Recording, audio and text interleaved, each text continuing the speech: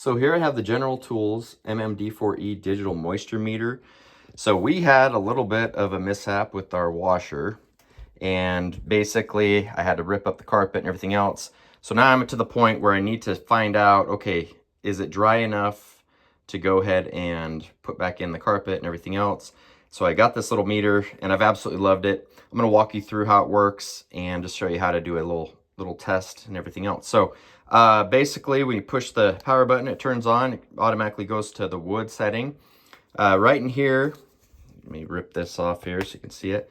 There's a couple different little sensors here that are sharp. Basically, what you're going to want to do is you'll put this into the wood, a little bit into it, so that you can get a reading. And then also, you can do it on concrete and on drywall. So if you suspect that you have leaks or anything in your home, where you notice water damage or things like that that kind of look a little funky and you're wanting to test it, this is a great option for seeing if there is moisture in your walls and your floor, or on the concrete, anything like that. So there is a little hold button here, so when you are doing a measurement, you can basically hold it and it will save it for you. So pretty straightforward. It's a nice little tool. They do give you a couple more of these little sensors that you can basically screw out from here and put in if you do start noticing that maybe it's not reading right or anything like that. 9-volt battery in the back. Other than that, it's pretty straightforward. So let's just do a little demo here.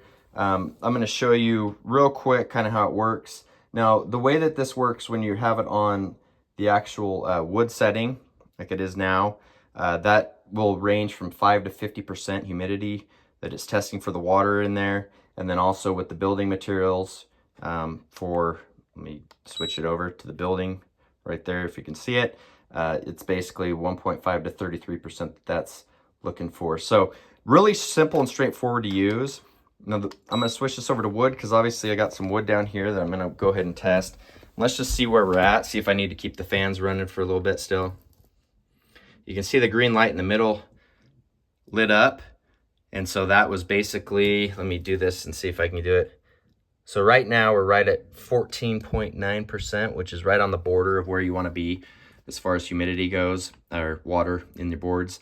Then you come over to another section. You can see in the middle, basically what the middle light is.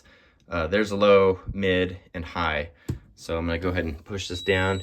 You can see that it's a little high right here. So I might want to just keep my fans going for a little bit still.